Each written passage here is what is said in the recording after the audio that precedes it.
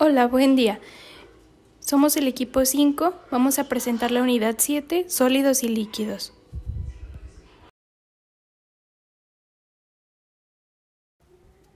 Estado sólido.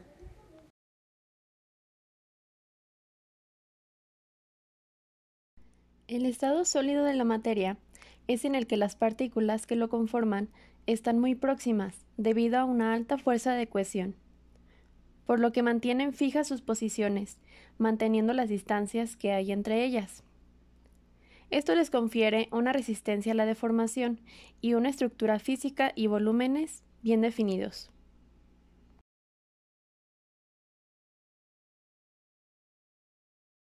Las características que poseen los cuerpos en estado sólido son masa, volumen y forma constantes. Son incompresibles. Debido a la rigidez de los nexos entre sus partículas, los cuerpos en estado sólido no pueden fluir.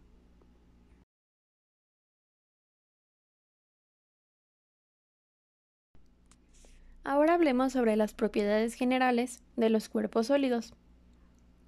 Cohesión.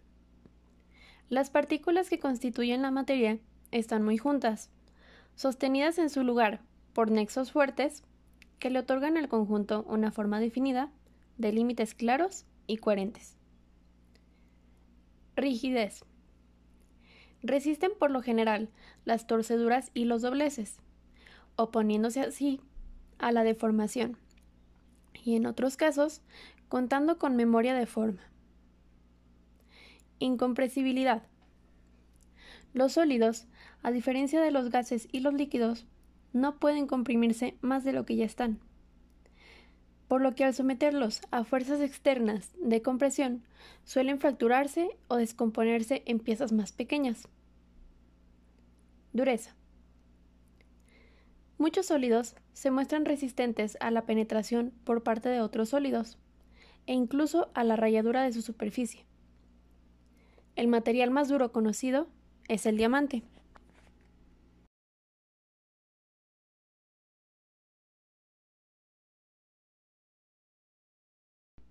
Fragilidad. Es la capacidad que estos tienen para agrietarse, cuartearse o partirse en trozos de menor tamaño cuando su resistencia a la deformación se ve superada por una fuerza específica. Elasticidad. Es la propiedad que tienen algunos sólidos de sufrir una deformación momentánea en presencia de una fuerza constante, para luego volver a su forma original, una vez liberado de ella. Ductilidad. Es la propiedad de algunos sólidos de deformarse plásticamente en presencia de una fuerza sostenida, sin romperse, formando hilos o alambres del mismo material. Maleabilidad. Los sólidos maleables son aquellos que pueden ser labrados mediante la deformación, o sea, que pueden elaborarse láminas finas de dicho material sin que se rompa.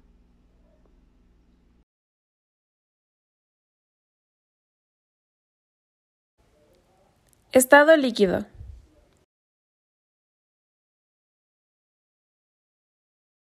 El estado líquido es un estado de agregación de la materia intermedio entre el sólido y el estado gaseoso, ya que como se muestra en la figura, las moléculas del estado sólido se encuentran muy unidas entre sí, mientras que en el estado gaseoso se encuentran muy dispersas en el medio.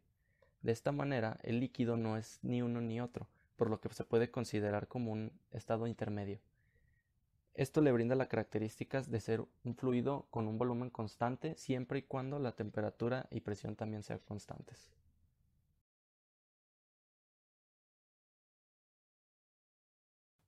Ahora se mencionarán algunas características generales del estado líquido. La primera de ellas es la compresibilidad, que es una propiedad que hace que todos los cuerpos disminuyan su volumen al ser sometidos a una presión. En el caso de estos, se dice que son incompresibles, ya que al aplicárseles una presión, estos no disminuyen su volumen. La segunda de ellas es la expansibilidad, que es la característica que tienen las sustancias de abarcar un volumen cada vez mayor en un sistema con su misma masa. En el caso de los líquidos, una vez más, se dice que no se expanden, ya que estos no pueden ocupar un volumen mayor manteniendo esta misma masa. El volumen se dice que no es adaptable, ¿Qué quiere decir esto? Que como en el estado gaseoso, en el que si yo coloco el gas en un determinado envase, este se va a adaptar al volumen de este envase. En el caso de los líquidos no es así, estos no son capaces de adaptarse al envase en el cual nosotros queremos colocarlos.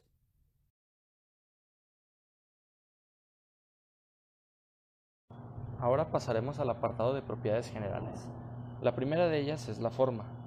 Como es notable a la vista, los líquidos no cuentan con una forma definida, más bien se adaptan a la forma del recipiente que los contiene. La segunda de ellas es la viscosidad, que es la resistencia que se tiene para fluir, debido a las fuerzas internas de las moléculas. Estas fuerzas también son conocidas como fuerzas de cohesión, que son las que atraen y mantienen unidas a estas moléculas. Las fuerzas de cohesión varían entre una sustancia y otra. Con esto se tiene que la viscosidad entre sustancias también varía.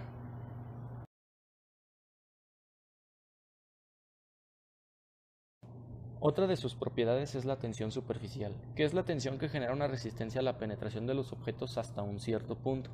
Esta propiedad al igual se debe a las fuerzas de cohesión, y el mayor ejemplo que se tiene de esta es cuando un mosquito se reposa sobre la superficie del agua. Por último está la capilaridad, que es la capacidad de subir a través de diámetros muy pequeños, que es lo que conocemos como capilares.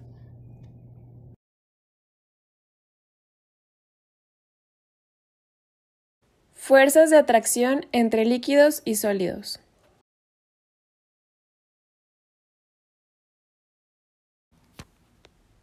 Fuerzas intermoleculares. Dentro de una molécula, los átomos están unidos mediante fuerzas intramoleculares, enlaces iónicos, metálicos o covalentes. Son fuerzas que se deben vencer para que se produzca un cambio químico. Por lo tanto, determinan las propiedades químicas de las sustancias.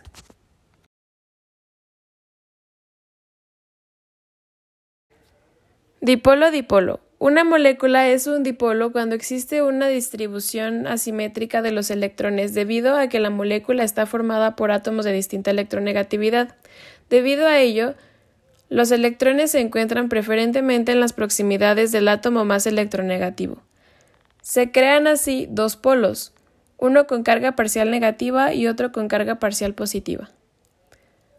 Cuando dos dipolos se aproximan, se produce una atracción entre el polo positivo de uno de ellos y el negativo del otro. Esta fuerza de atracción depende de la diferencia de electronegatividad entre los dos átomos enlazados.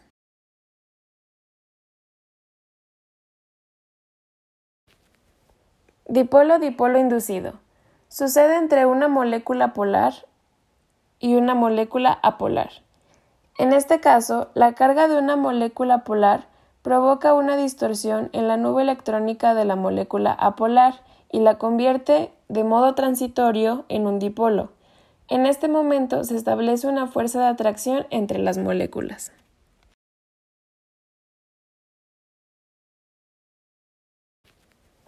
Dipolo-dipolo inducido.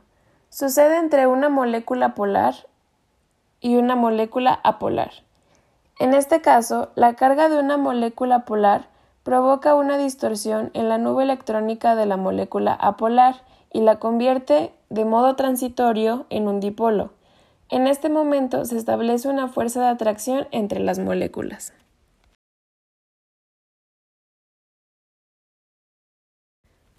Puentes de hidrógeno.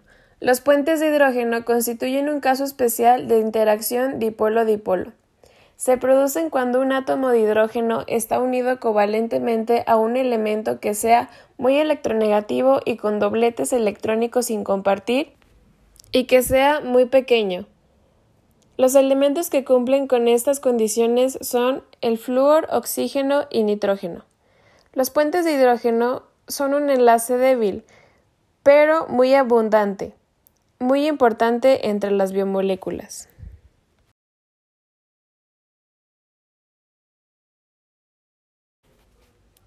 Cambios de estado de la materia.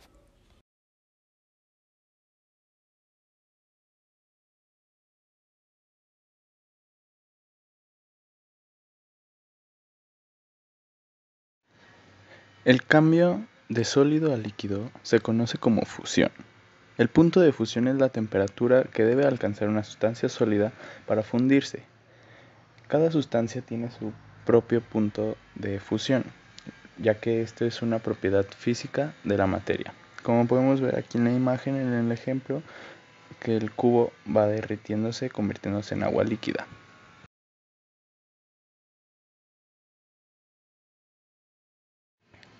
Esto ocurre debido a que, como ya nos han explicado, las moléculas en las sustancias son distintas. En el estado sólido están muy compactas gracias a la fuerza de cohesión, y al aumentar la temperatura, la energía cinética hace que estas partículas se vayan alterando hasta poder romper esta fuerza de cohesión, y así las moléculas se expanden, haciendo que se vuelva un líquido, pero manteniendo un orden, como ya nos han explicado también anteriormente.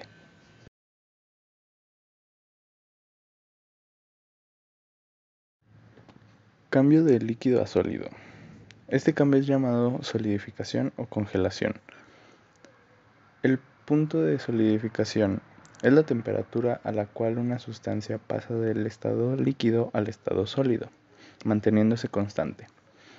La temperatura del punto de solidificación coincide con la del punto de fusión, ya que estas dos propiedades son inversas.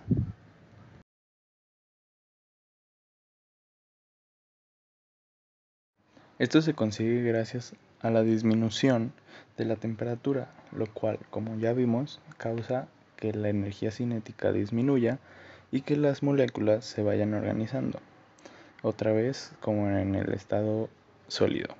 Como aquí podemos ver en la imagen que al aumentar la temperatura se produce la fusión y al disminuir la temperatura se regresa a la solidificación.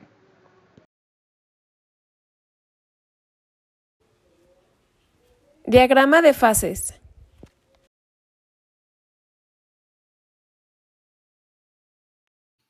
Un diagrama de fases nos indica el estado de agregación fundamental que tiene una sustancia, ya sea en estado sólido, líquido o gaseoso, dependiendo la temperatura y presión a la que éste se encuentre. Dentro del eje X podemos ver la temperatura en grados centígrados, mientras que en el eje Y tenemos la presión en atmósferas. En este diagrama podemos apreciar una serie de líneas y áreas, así como también se puede apreciar que contamos con áreas específicas para cada estado de agregación. Tenemos un área líquida, un área sólida y un área gaseosa o vapor. Cualquier punto dentro de las áreas corresponde al estado en el que se tendrá una sustancia. Es decir, si tenemos un punto dentro del área de vapor, significa que nuestra sustancia estará en estado gaseoso, de igual manera en el estado líquido y de igual manera en el estado sólido.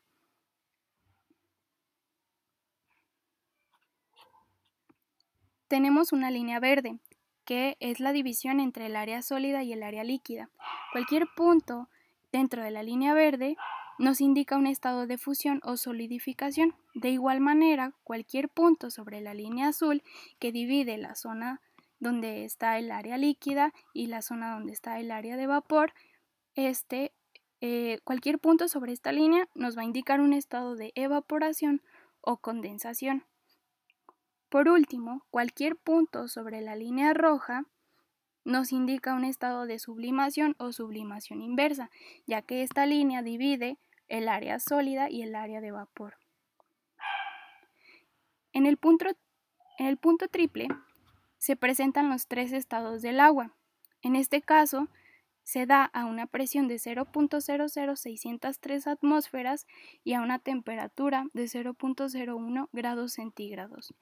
Este punto es el único punto en el que encontramos el agua en sus tres estados fundamentales.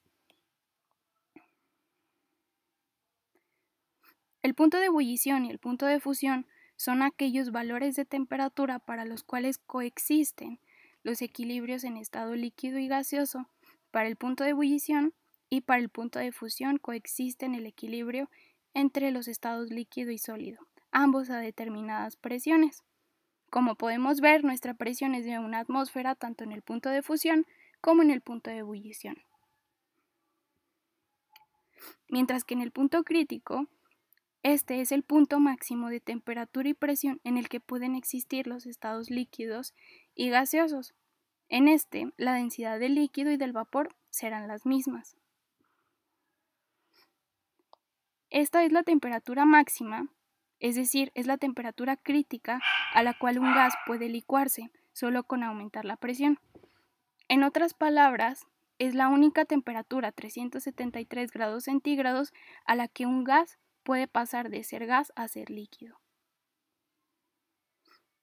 Los gases a una temperatura mayor a 373 grados centígrados no pueden ser licuados, ni aumentando la presión.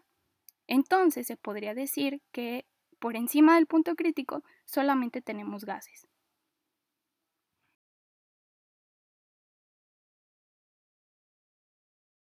Un diagrama de fases no solamente sirve para determinar el estado físico en el que se encuentra una sustancia a una presión y temperatura dadas, sino también para predecir los cambios que tienen lugar cuando cambian estas condiciones. Son adecuados para representar procesos los cuales son ampliamente utilizados tanto en el control de las operaciones de procesos de cristalización como en el diseño de estos mismos. Son ampliamente utilizados ya que es más fácil de entender el comportamiento de un sistema en equilibrio. Los equilibrios de fase y sus respectivos diagramas de fase en sistemas multicomponentes tienen aplicaciones muy importantes en química, geología y ciencia de los materiales. Por otra parte, son importantes también porque apoyan estudios de solidificación, microestructura, metalurgia y el estado de nuevos materiales.